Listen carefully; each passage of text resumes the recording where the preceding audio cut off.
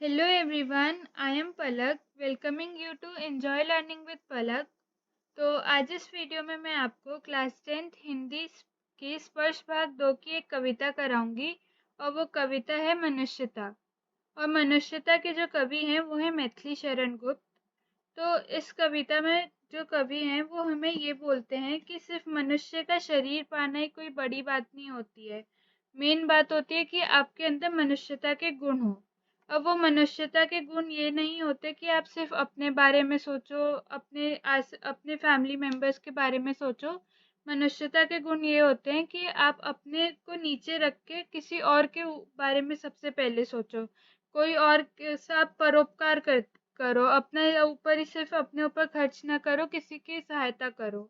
तो इस वाली कविता को मैं आपको 2 पार्ट्स में पढ़ाऊंगी। तो ये इसका फर्स्ट पार्ट है और चलिए फिर इस कविता को स्टार्ट करते हैं।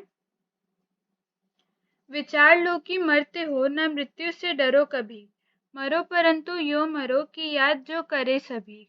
हुई न यो सुमृत्यु तो वृथा मरे वृथा जिए, मरा नहीं वही कि जो जिया ना आपके लिए। वही पशु प्रवृत्ति है कि आप ही चरे, वही मनुष्य है जो मनुष्य के लिए मरे। तो इसमें जो कुछ वर्ड्स हैं जो जिनके मैं आपको पहले मीनिंग बता देती हूँ ताकि आपको ये समझने में इजी रहे। तो मरते का मतलब होता है मरणशील, कि जो मर सके, जो मर जाता हो। फिर उसके बाद यहाँ पे सुमृत्यु होती है कि अच्छी मृत्यु। और वृथा का मतलब होता है बेकार। और प्रवृत्ति मतलब कि नेचर होता है। तो इसमें जो कवि हैं मैथिली शरण गुप्त वो कहते हैं कि अगर हम लोग ये सोच लें कि हम सारे मनुष्य जो हैं वो मरणशील हैं, तो हमें मृत्यु से डर नहीं लगेगा। हमें ये नहीं लगेगा कि हम सबको पता है कि एक दिन हमें मरना है ही, तो हमें मृत्यु से क्यों डरना। मरो परंतु यो मरो कि याद जो करे सभी, कि जब हम लोग मरे तो हमें ऐसे मरना चाहिए कि सब लोग हमारे मरने के बाद याद करें। किसी को ऐसा ना लगे कि वो इतना बेकार था, अच्छा हुआ चला गया। सबको ऐसा लगना चाहिए कि वो इतना अच्छा व्यक्ति था, काश वो अभी हमारे बीच होता। हुई ना यो सुमृत्यु तो वृथा मरे वृथा जिए। तो मैंने आपको सुमृत्यु का मतलब बता दिया कि अच्छी मृत्यु, और वृथा का मतलब होता है बेकार। तो कवि कह रहे हैं कि अगर आपकी ये इतनी ऐसी अच्छी मृत्यु नहीं हुई, मतलब अच्छी मृत्यु से उनका अर्थ ये है कि आपकी ऐसी मृत्यु नहीं हुई कि लोग आपके मरने के बाद आपको याद रखें, तो आपका मरना भी बेकार था और जितना आप जिए वो भी आपका बेकार है। मरा नहीं वही कि जो जिया ना आपके लिए। तो कवि कहते हैं कि क्या वही व्यक्ति नहीं मरा है जो आपके लिए नहीं जिया, कि जो व्यक्ति दूसरों के लिए कोई कार्य नहीं कर रहा, क्या वो मरा नहीं है।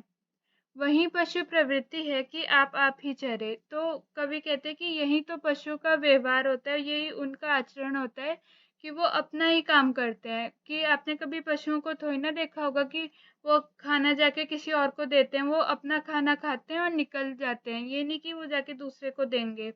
और वही मनुष्य है कि जो मनुष्य के लिए मरे। तो एक सच्चा मनुष्य वही होता है जो दूसरे मनुष्य के लिए अपनी जान देने के लिए हमेशा तत्पर रहता है। उसी उदार की कथा सरस्वती बखानती, उसी उदार से धरा कृतार्थ भाव मानती। उसी उदार की सदा सजीव कीर्ति गूंजती, तथा उसी उदार को समस्त सृष्टि पूजती। अखंड आत्मभाव जो असीम विश्व में भरे, वही मनुष्य है जो मनुष्य के लिए मरे। तो इसमें उदार का मतलब होता है विशाल हृदय वाला। और सरस्वती से हमारा यहाँ पे मतलब है कि बुक्स, हमारी पुस्तक। और धरा का मतलब धरती होता है। कृतार्थ का मतलब होता है कि एकदम आप उसके धन्य हो गए हो उस चीज को पाकर। और कुंजती का मतलब होता है कि एकदम उसका बखान होना। और कीर्ति का मतलब होता है यश। तो पहले मैं आपको इन 2 लाइनों का मतलब बता देती हूँ कि उसी उदार की कथा सरस्वती बखानती। तो मतलब कि इसमें कवि कह रहे हैं कि जो ऐसे अच्छे व्यक्ति होते हैं, ऐसे विशाल हृदय वाले व्यक्ति होते हैं जो दूसरों की सहायता करते हैं, उनके जो गुणगान है वो माँ सरस्वती करती हैं। अब सरस्वती माता तो खुद आके करेंगी नहीं। ये इस वाक्य से मतलब कवि का अर्थ ये है कि सरस्वती माता अपनी पुस्तकों के माध्यम से उनका बखान करती हैं। कि जो इतने फेमस पर्सनालिटीज होती हैं, उनकी आप देखोगे कि उनकी बुक्स में स्टोरीज रहती है, उनके बारे में बुक्स में हमें पता चलता है। उसी उदार से धरा कृतार्थ भाव मानती, कि उसी ऐसे ही व्यक्तियों को, ऐसी महान हृदय वाले व्यक्तियों को पाकर जो हमारी धरती है वो भी अपने आप को धन्य मानती है कि इतने अच्छे लोग उनके ऊपर जन्मे। उसी उदार की सदा सजीव कीर्ति गूंजती, कि ऐसे ही विशाल हृदय वाले व्यक्तियों की जो कीर्ति है, जो उनका यश है, वो हमेशा इस पूरे विश्व में गूंजता रहता है। तथा उसी उदार को समस्त सृष्टि पूजती, कि जो ऐसे व्यक्ति हैं उदार विशाल हृदय वाले जो व्यक्ति हैं, उनको पूरी जो विश्व है, उनको पूरी दुनिया उनकी पूजा करती है। वो सब उनके पथों, उनके जो बताए गए मार्ग हैं उन पे सब चलते हैं। अखंड आत्म भाव जो असीम विश्व में भरे, वही मनुष्य है जो मनुष्य के लिए मरे। कि जो सच्चा मनुष्य वही है जो इस पूरी सृष्टि में आत्म भाव मतलब एकता की भावना को भरे, एकता की भावना से इस पूरे विश्व को भर दे। और वही सच्चा मनुष्य होता है जो मनुष्य के लिए जीता है और दूसरे मनुष्यों के लिए मर जाता है। क्षुधार्त रंती देव ने दिया करस्थ थाल भी, तथा दधीची ने दिया परार्थ अस्थि जाल भी। उशीनर क्षितिज ने स्वमास दान भी दिया, सहर्ष वीर कर्ण ने शरीर चर्म भी दिया। अनित्य देह के लिए अनादि देव जीव क्या डरे, वही मनुष्य है जो मनुष्य के लिए मरे। तो इस सारी पंक्तियों में कवि हमें कुछ महान व्यक्तियों के बारे में बता रहे हैं जो परोपकार करते थे, और वो कहते हैं कि हमें इनसे प्रेरणा लेके इन्हीं की तरह बनना चाहिए। तो वो बताते हैं, पहला वो एग्जाम्पल देते हैं क्षुधार्त रंती देव का। तो क्षुधार्त मतलब होता है कि भूख से व्याकुल। तो ये जो रंती देव थे वो भूख से व्याकुल थे, उनको बहुत भूख लगी थी। और उनके हाथ में जो थाली थी, वो उन्होंने अपने हाथ में थी उनकी थाली, उनके सामने उनका भोजन था।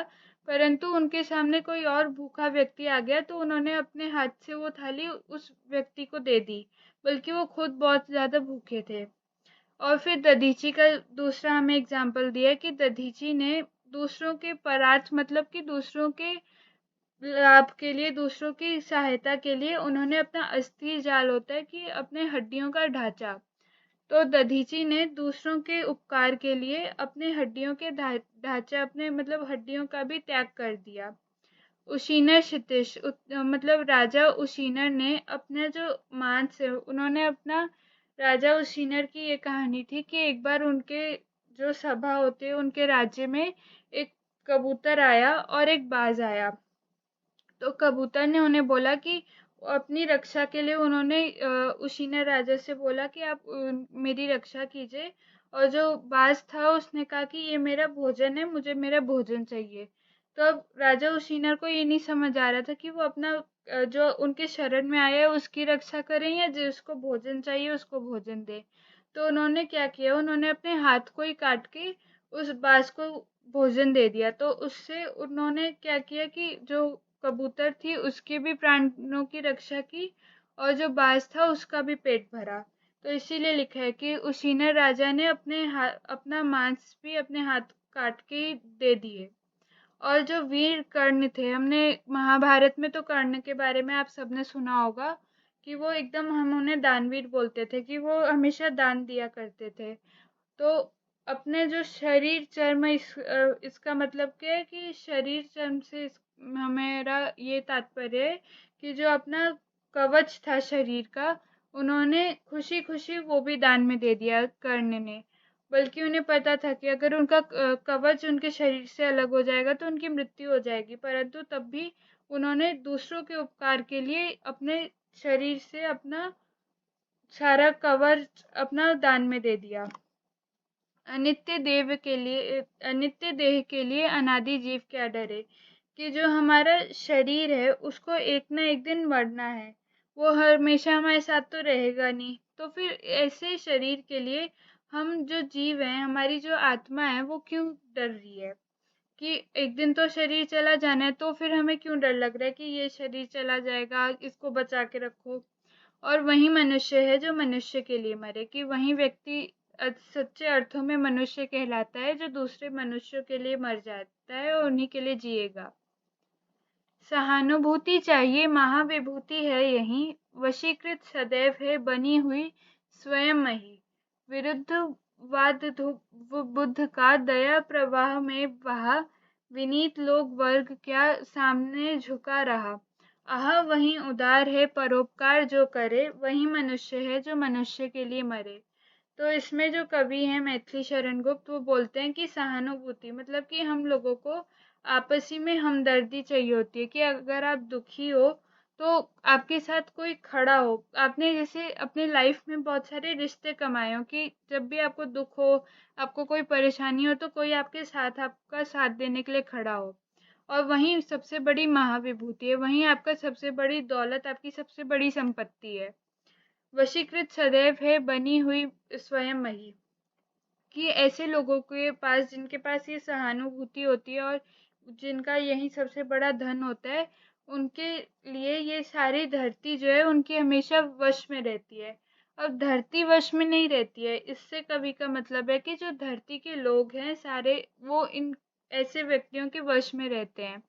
और फिर कवि बुद्ध जी का एग्जाम्पल देते हैं कि भगवान बुद्ध ने इतने यंग एज में उन्होंने अपना पूरा संसार का मोह माया सब कुछ त्याग दिया था। तो सब पहले तो सब लोग उनके अगेंस्ट थे, सारे लोग कि इतने यंग हैं, इन्होंने अपने मतलब अपना कर्तव्य नहीं निभा रहे हैं और इन्होंने सब कुछ त्याग के अपना संन्यास ले लिया है। पर उनके जो इतने वो दयालु थे कि उनके सब दया प्रवाह में उनके सब बह गए, ये सारे लोग और उनके सामने झुक गए। और वही उदार व्यक्ति होता है, वही व्यक्ति विशाल हृदय का होता है जो दूसरों के ऊपर परोपकार करता है। अपने ऊपर तो सब इंसान खर्च करते हैं, पर जो दूसरों के ऊपर परोपकार करे वही सच्चे अर्थों में मनुष्य होता है और उसी के अंदर मनुष्यता के गुण होते हैं। तो वही मनुष्य है जो मनुष्य के लिए मरे, कि वही व्यक्ति सच्चे अर्थों में मनुष्य कहलाएगा जो दूसरे मनुष्य के लिए मरता है। तो ये तो मैंने आपको अभी 4 स्टैंजास कराए हैं। आगे के जो सारे स्टैंजास हैं वो मैं आपको नेक्स्ट वीडियो में कराऊंगी, तो आप उस वीडियो को भी देख लेना। और ये वीडियो अच्छी लगी हो then please like and share this video and subscribe to my channel. Thanks for watching.